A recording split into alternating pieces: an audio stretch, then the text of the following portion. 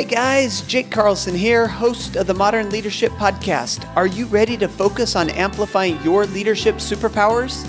Let's go! Good morning, my friends and elite achievers. How are you today? Are you feeling a little stressed, a little overwhelmed? I hear ya. It's that time of year with the parties and the kids' finals and closing out the year and year-end goals and the holidays and whoa. It can be overwhelming. So thank you for taking a little time for Modern Leadership. Are you ready for some good stuff? You're going to love today's guest, Jeffrey Shaw. For 3 decades, Jeffrey was one of the most sought-after portrait photographers, photographing some of America's most affluent families. Known as the LINGO guy, Jeffrey uses intuition to attract and maintain clients by speaking their language. He's a business coach, a speaker, host of the Creative Warriors podcast, but it is his upcoming book, LINGO, Discover Your Ideal Customer's Secret Language and Make Your Business Irresistible, that brings him on the show today. Jeffrey, welcome to Modern Leadership. How are you today? I'm terrific and thrilled to be here with you, Jake. Well, we got a little bit of your background. You're a photographer and you're a writer. You do a lot of different things, but we didn't get anything personal. So you want to fill us in a little bit about who you are and what you're up to? Sure. I'm also a dad of 3 adult kids. I live in Miami Beach, which is a sudden move about just shy of 2 years ago. I'm from Manhattan. I came down for the winter for 3 months and never left. So I guess, part of what you could find out about me is I can be very spontaneous and just kind of go with the flow. It just spoke to me that this is where I was meant to be. So I did it. And we love that spontaneity, and we want to hear more about that and some of your stories with that. But I have to ask you, with the hurricanes that just went through South Florida, is everything okay down in your neck of the woods? It is. I mean, I'm right on the beach, so we were the first ones evacuated and then the last ones allowed to return. And yet we fared really well compared to especially other parts of the state. Structure, there was no real damage to my neighborhood, a lot of tree damage, a lot of landscape damage, but overall we did really well. I stayed in Miami. I just didn't stay at my home. But I stayed here intentionally because this area is, ever since Hurricane Andrew, it's got the right building and zoning laws to protect. So I think that's why overall we fared pretty well. And I think that's really kind of an important thing to point out is that, we as a society are changing, we're progressing, we're doing things a little bit differently. And some of those things are making it safer for us to do what we do and to stay in different places. We're glad that everything's well with you. I want to talk about this book. I want to talk about this secret language of business. So take me back to the beginning, the realization that business does have a secret language and your discovery that your business wasn't really built on an understanding of the market. Yeah. So I was 20 years old. I went off to photography school. And after high school, I went to photography school, got out of photography school, which was just a 1-year program, and returned to my hometown, which was a small town about 2 hours north of New York City. Not a particularly interesting place. And tried to start a photography business there, photographing families and kids. And, I had a super high value for what it meant to produce photographs that families would hand down. So I therefore placed what I felt was a kind of a premium payment on such a service. And after 3 years of struggling, I realized this is just never going to work because I was trying to sell what at the end of the day is a luxury product, Jake. People don't have to have photographs. So it's a luxury product.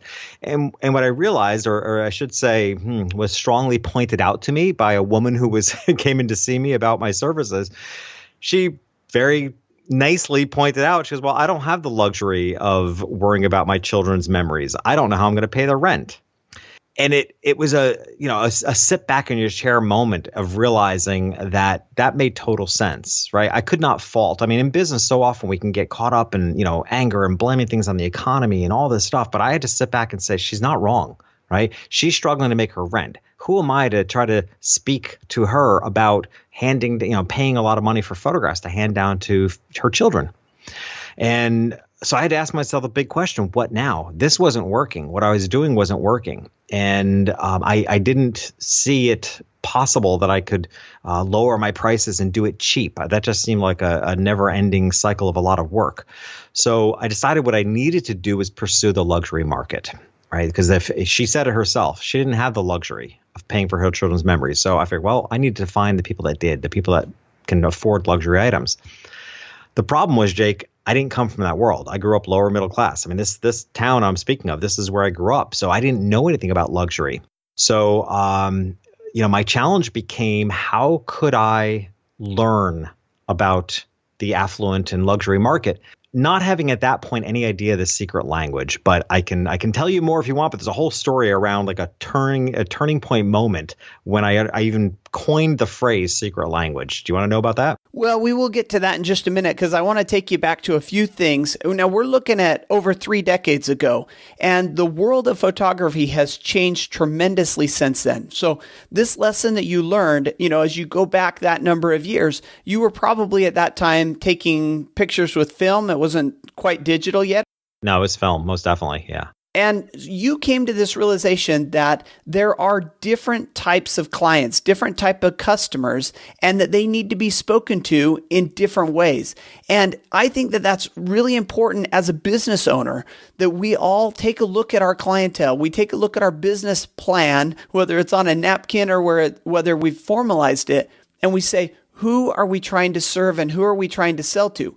At that point, we start our research project or figuring out what it is that our ideal client wants. And so that's where you go next with this story, where you had an experience where you wanted to learn about this affluent market. And so can you kind of take us there where you headed down to New York City and you came to this realization?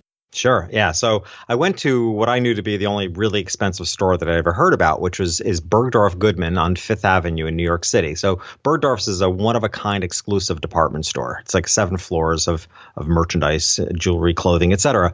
So this is the only really expensive store I had ever heard about. And I'm not even sure I heard about it. I think maybe in a movie or something like that. So I go there. I'm this kid from the country, and I'm really inappropriately dressed. I mean, I didn't know it until I walked in the door. I walk in and I realize everything in here is much more refined than I am. I'm wearing really casual pants, and I actually literally had holes in my shoes, and I had $20, and I had to figure out how I could buy something for $20 because I wanted to have the full experience.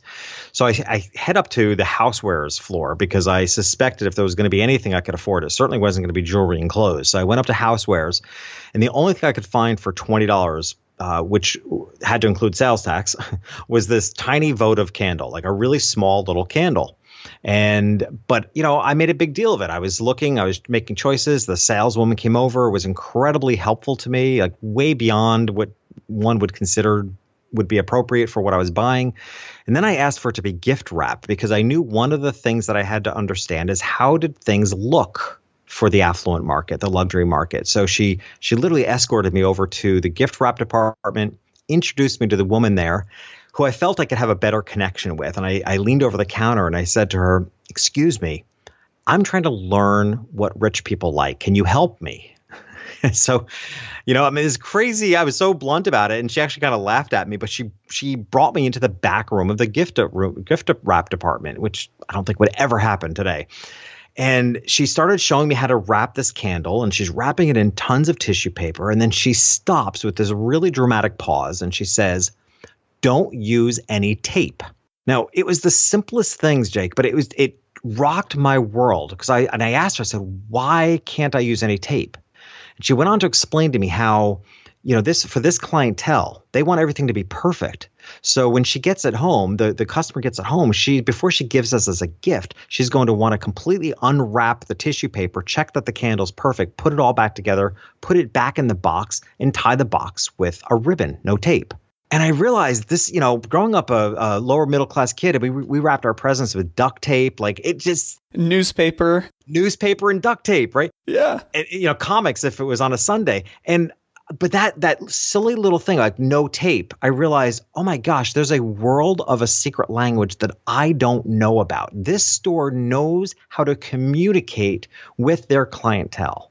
And I realized, in my own family that, and the reason my business was failing at that time, it wasn't that I wasn't good at what I did. It wasn't what I had wasn't worthwhile. It's that it wasn't speaking the right language to the right people. And one of the big key takeaways that I want to get from this story is that you didn't go to Amazon. Of course, Amazon wasn't there at the time, but you didn't buy a book or you didn't go and read blog article on how to understand your client or how to understand their thinking pattern. You went and immersed yourself in their culture. You got yourself out from behind your desk, out from behind your computer, and you went and were where your clientele would be so you could feel and see the nuances.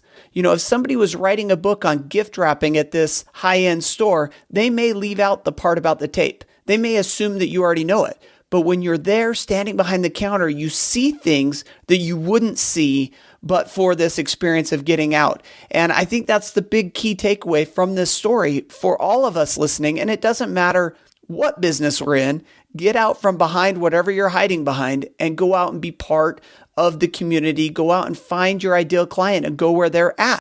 If you have an online business, I think it's important to take it offline, right? I think it's if you have an online business, it's important to really understand your ideal customer by having an offline experience to understand your online business. I think the point you're making is a really valid one, and I just want to stress that I really agree with you 100% on that. One of the quotes I speak to all the time in my coaching, but then also in the book Lingo, is people don't hire you because you're the best. They hire you because you get them and they get you. You speak their language. I speak their language. And that's why, I'm not the best photographer. I don't even know what that means. Being the best at anything is completely subjective. But I am the best fit for that clientele because I respect them. I value how busy their lives are. And I'm always a step ahead of them, right? Because what I understood, and I speak to this in the book Lingo about people's deeper need. People have a driven, deeper need that they don't even know how to express. Now, anybody can think about their personal relationships and know this to be true, right? There's always something you can do for somebody that they don't even know to ask for. And I understand my clientele to be, one of their high values is to be responsible. They want to be incredibly responsible to their kids. They want to give their kids the best of everything. They want to be responsible friends and family members. They want to get their Christmas cards out on time. They want to be responsible to the people around them. I happen to be a ridiculously buttoned down, attention to detail type of guy. I'm perfect for this client because I'm able to stay up a step ahead of them. That's why we're such a good fit. I get them. I get their challenges in their lifestyle. They get me. They know they can rely on me. And that is something that we can do regardless of our clientele, identifying our ideal clientele and really speaking to them.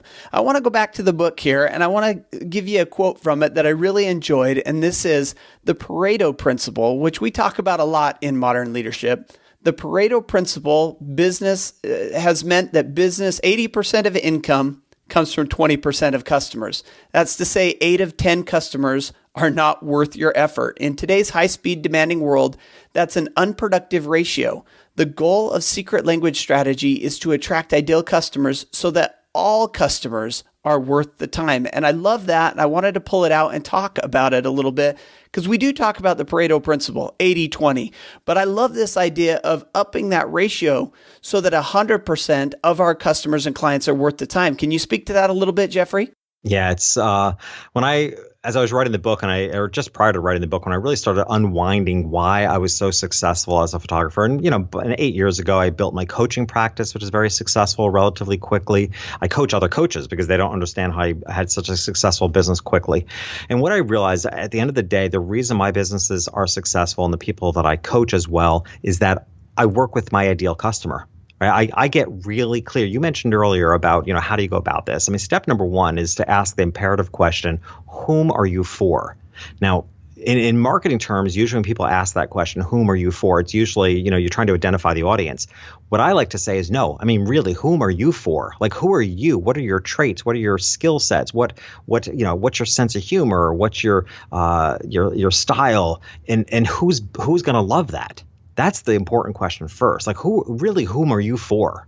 And that comes across in authenticity, right? I mean, you talked about being buttoned down yourself, and that made you a perfect person to work with this affluent clientele. Knowing who you are, being authentic to who you are, will make it natural for you to interact with your ideal customer. You won't have to put on a show or put on a face. You'll just be yourself. Correct. Exactly. So, when I really look at the formula, if you will, of why my businesses worked, it's because I made sure all my clients were worth my time. So I didn't even look at it as having an average sale. I looked at it as a typical range. Like I had an idea as to where I wanted people to fall.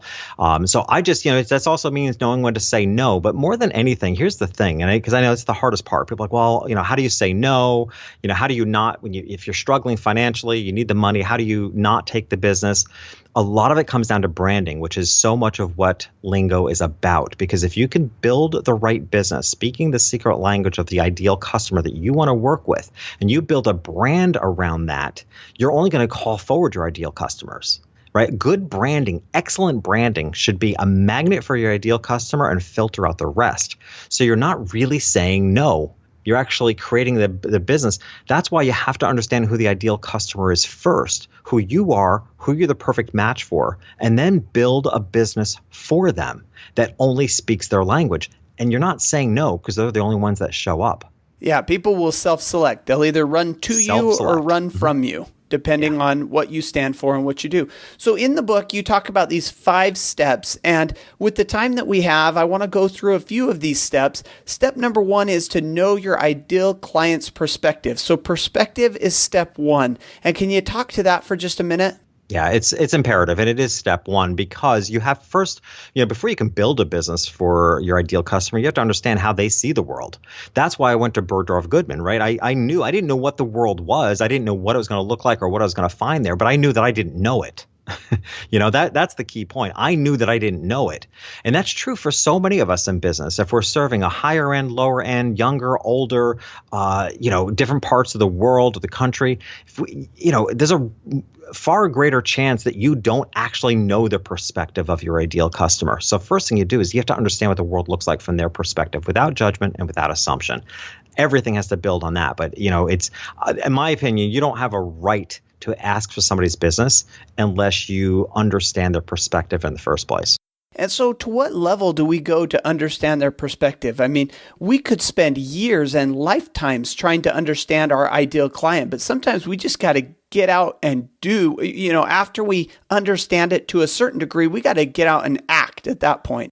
Absolutely. I mean, to me, it's always in entrepreneurship and in leadership, it's always a little bit of balance of both, right? You have to have enough information to get moving, and it's in the action that you actually learn a lot more. This just keeps getting deeper and deeper. I knew enough to build a business for the affluent clientele that I was going to serve. But I tell you, Jake, year after year, my depth of understanding got deeper and deeper and deeper. So the connection just gets deeper as well. And that's one of the things we talk about in modern leadership is becoming an expert. And becoming an expert requires that you actually get out and do, that you act and adjust. Make those adjustments. If you realize that you perceive the perspective from one angle and it's really from another, well, make that adjustment and move. You've got to understand a little bit, get going. And as you get going, you'll change and understand a little bit more. So that's step 1. Step 2 then is create this familiarity. And can you speak to that? Yeah, so familiarity is it actually has a dual purpose. Familiarity creates comfort and it also stands out. So what I mean by that is that as you get to know your ideal customer, you want to understand what already feels familiar to them. If your ideal customer is very contemporary taste, for example, then a very traditional looking website is not familiar to them. It won't resonate for them. And the cool thing is, I said, it immediately, when people feel like something's familiar to them, it immediately puts them at ease, lets them know they're in the right place, but it dramatically stands out. I mean, I tell a story in the book about being away at a convention, and my podcast team let me know that they booked a guest. And it was a guest that I knew very little about, although I knew he was actually quite well known. I just didn't know that much about him. And then, don't you know it, at the end of the convention, I get on the plane, I go to sit down. The guy next to me is reading the book by this author who was just booked on my podcast. So I sat down, I said to him, how's the book? He says, it's good. And I said, we just booked him as a podcast guest and we got chatting. And I realized afterwards the power of familiarity. Like the day, 2 days earlier, before that guest was booked to be on our show, that book was not familiar to me. And I wouldn't have said anything. But because it was familiar to me, I spoke up. And coincidentally, that guy and I have become friends and business associates. And there's such a power in that. And if people really think about it, they realize how many times in their own life they respond to things that are familiar to them. If you're traveling abroad, you see a McDonald's or a Starbucks, that logo stands out to you because there's a comfort to it of home. Whether you go in it or not, you can't help but see it. Right. So familiarity is extremely powerful. When I think of it as a language, I can remember how many times I've traveled in Europe, and if I'm in Italy or some foreign country, and everybody around you is speaking the language of that country, which I don't speak, and I don't know what's being said, and suddenly somebody speaks English, my native language. I can literally in volume hear that person speaking above the din. And it creates that friendship and that familiarity. I love this. As you were telling that story, we just got back from a year abroad. We were in 12 countries, and I wear a particular college team hat everywhere I go. I'm always found with a hat on my head. And everywhere we go, somebody's coming up, taking pictures with us, talking to us like we've been friends forever. I love this idea of familiarity. And to me, one of the things that jumped out as you were talking is in order for us to understand familiarity and to be able to speak to it, we have to be curious. We have to go out and be interested in the things that our ideal client is interested in. We need to watch the shows that they watch, or see the movies or the plays, or listen to the music, or go to the websites that they go to, so that when these topics of conversation, like you said on the airplane, you noticed that this gentleman was reading the book that you had just booked on your guest because you were familiar with that genre and able to speak to it. If he was reading a different type of book, well, there would have been no familiarity and you would have moved on. Speaking of moving on, so our step 3 then is to present in a style of your customer. I'm going to skip that and recommend that the listeners just go out and pick up your book. I want to talk about step 4, which is attract by offering the right price. And I want to have you go into a little bit of detail of what that means. Yeah, I think people overlook the power of pricing, because pricing creates perception. I mean, you can entirely position a business based on price. The problem is that often the brand, or you're not speaking the language of that price that's aligned with your ideal customer. So for example, I mean, I can tell you straight up front, if you just look at the difference between high end and low end, if you take the two extremes, of course, there's everything in between. But on the low end, a place like Walmart prices everything to the 100th of a cent. Right. So they actually intentionally make it very cost conscious. But who's their customer? Their customer is the cost conscious customer. So they draw a lot of attention to their prices. They run entire ad campaigns called rollback pricing. They focus a lot on their prices. They bring it down to the 100th of a cent. So you have to pay attention, and you have this feeling like you're not paying 100th of a cent more than you have to. It's incredibly cost conscious. And then you walk into the store, and what is the first thing you see, Jake? I mean, if you've been to a Walmart, what's the first thing you see when you walk into a Walmart? Besides the greeter? Yeah, that's true. The second thing. I'm not sure. The registers. Oh, yeah, the registers and the red box. But yeah, there's like this massive bank of registers. Everything about it is like price, price, price. Like it's very transactionally oriented. Now you go to a higher end store, the prices are very vague. That's what my pricing was, because I was a higher end photographer. I was like, it's $500, or it's not as vague that you're not giving the truth, but it's all rounded off. Right. So the prices will be, rounded off prices. And if you go into a very high end store like the Bergdorf Goodman that I mentioned, you won't find a register. They're hidden. They're in back rooms. They're hidden behind merchandise. They're disguised behind displays, because that's not the focus. Cost is not the focus. So it's very interesting, and how you position a business entirely based on this psychology and the trigger, even the way your price list looks. I mean, this, Jake, we live in a world today where everybody's selling something online, and somehow everybody's convinced that, $197 makes more sense than $200. Or $497 makes more sense than $500. Well, it does if that's what you want to draw attention to. If you want to draw, you can't, what I've said to a number of my coaching clients is you can't nickel and dime people and then get angry when they nickel and dime you back. If you're going to bring attention to the fact that the price of your product is $3 less than a whole number, then they're counting the dollars too. Right. So, and if that fits your target market, if your target market, your ideal customer, if your ideal customer is in fact cost conscious, and you want you want them to be very aware of every dollar that they're spending, then that's a great strategy. But again, the misalignment is people often want ideal customers who don't talk about price all the time, but they inadvertently draw a lot of attention to the price by, calling it $197 instead of $200. And this goes back to step 2, where you talk about creating familiarity, and it's really understanding what you're trying to communicate and who you're trying to communicate with. And I think a lot of times we put this on autopilot. We say, well, everybody else is doing it at $197, so it must be the only way to do it, which is not true. Okay, step 5 then is use your words, or use the words that your ideal client would use, which is a level of clarity, makes it compelling, makes the connection there, and clarifies what you're talking about. We won't jump into too much of that because I want to move us now to the last section of our podcast, which we do with every author and guest that we have, and that is learning from leaders. And Jeffrey, the idea behind learning from leaders is to add a little personal to this business conversation that we've had. And so with that, I would love to ask you a few questions about books you're reading and movies you're watching. How does that sound? Awesome. All right. How about the book currently on your Kindle or bedside table? It is, and I'm excited. I haven't been able to pick it up yet, but it's called The Magic of Getting What You Want. And do you know the author? Yeah, it's Dr. David Schwartz, recommended to me by one of my podcast guests. It's not a new book. Apparently it's pretty old, but came highly recommended. The Magic of Getting What You Want. Which he's also the author of The Magic of Thinking Big, correct? Exactly. Yes, in fact, yep. How about the best movie ever made?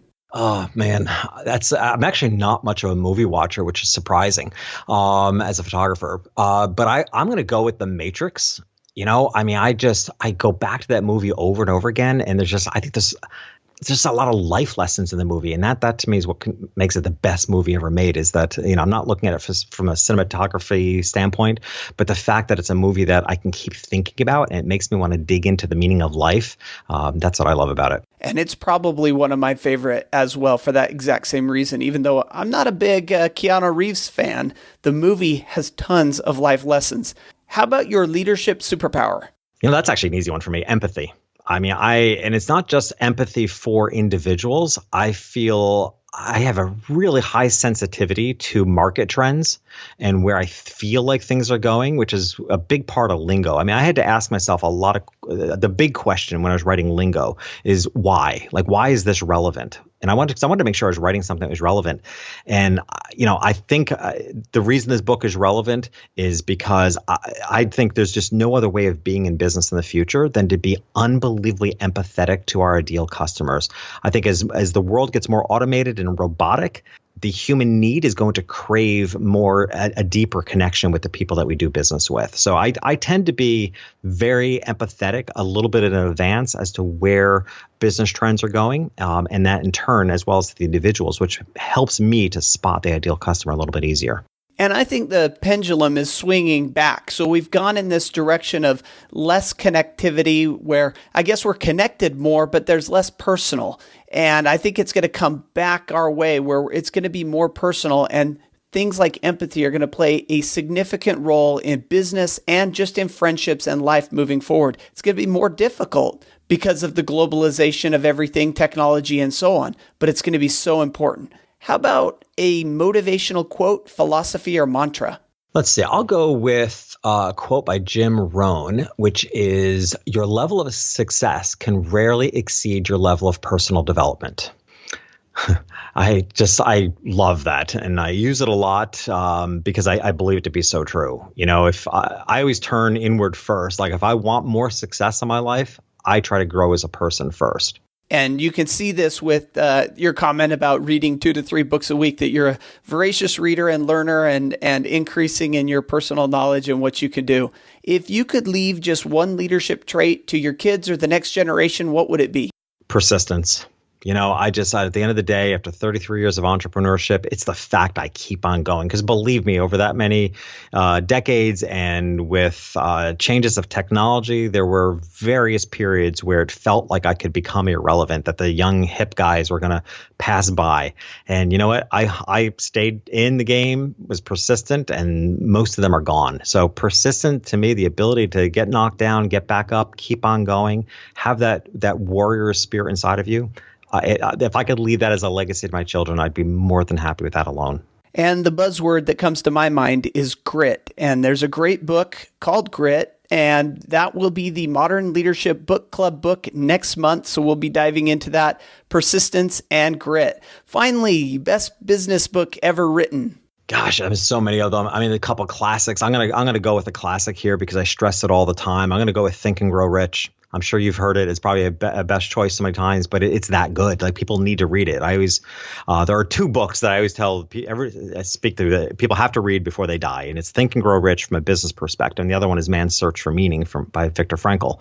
But from a business perspective, Think and Grow Rich is a must read. Both are must-reads and tremendous recommendations. Well, Jeffrey, we really appreciate your time with us today. Before we let you go, do you have any last bit of advice for us? And then share with us how we can pick up a copy of Lingo and learn more about you. Yeah. So my last bit of advice is, I'm all like you, I'm all about action, but just, you take the pause that you need to do a little bit of self-study. It will serve you incredibly well. I love the whole notion of to slow down, to speed up. And we are heading at a time where people are going to require a much deeper connection to do business with us. We therefore have to really have a much deeper understanding of not just the way they behave, but what makes them tick. Very important. And the best way to get in touch with me, Jake, we've actually put together a special page just for your listeners. And on that page, we're offering the Lingo Media Kit, which I'm really excited about. The Lingo Media Kit contains the secret language infographic. So the 5 steps that we discussed are laid out visually. So they're a great reminder of the 5 steps. It includes a free chapter of the book, and it also includes an audio version, which I'm super excited about, an audio version of our free chapter with sound effects and totally kicked up and different from the typical audiobook version. I'm a podcaster, as you are, so I decided it needed to feel different of my ideal customer. So that's all part of the Lingo Media Kit, which people can get at jeffreyshaw.com/ML. Oh, that's perfect. And we're going to link that up on the show notes because we are so excited to jump in a little bit more on this lingo. And I love this idea of a free chapter with the audio because I'm a big audio listener. And I love this idea of sound effects and just the energy that you have and moving forward. Thank you so much for joining us on Modern Leadership. You are awesome. Thank you for having me. It's been a pleasure.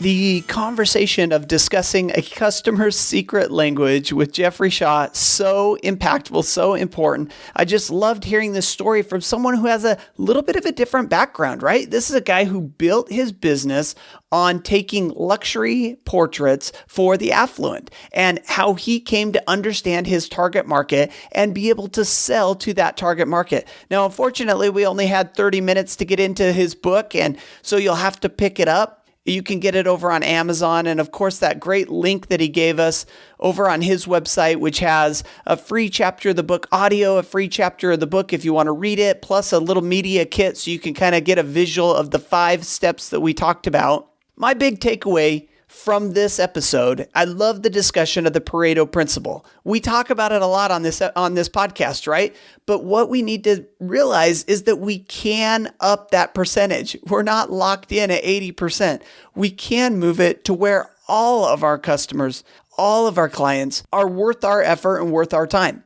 The other thing that I wanted to bring out about this episode is this creating familiarity. It's something that I've a drum that I bang around a lot, and that is you gotta be interested in what other people around you are interested in. If you want this group to be your target market, you gotta read their books, you gotta listen to their podcasts, you gotta watch their television shows, because that's where you'll pick up on the nuances of the language, that secret language that they use. You'll pick it up through being observant, through being curious, through being attentive of what they are interested in. And so how can you do that? Start step by step by putting yourself in positions where you interact with your client, your ideal client. So we talked about Jeffrey. He went out to the mall, the big store, the nice store, Tiffany's or Saks Fifth Avenue or whatever it is nowadays. You go in there and you get around your ideal client, whoever they may be. If you're into skateboarding, you want to go to the skate parks, right? If you're into hockey like I am, you go to the hockey rink.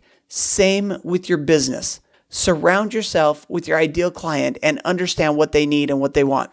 Of course, everything that we talked about, including a link to pick up a copy of the book or to get over to Jeffrey Shaw's website, will be on the show notes for this episode, which will be found at jakeacarlson.com/ML47 for episode 47.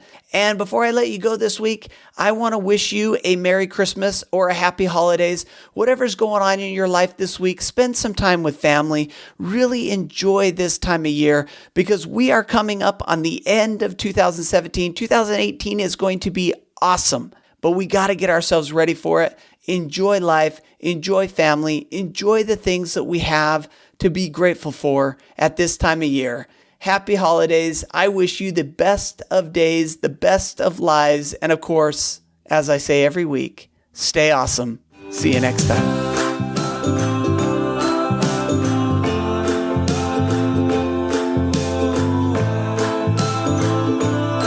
Thanks for listening to the Modern Leadership Podcast.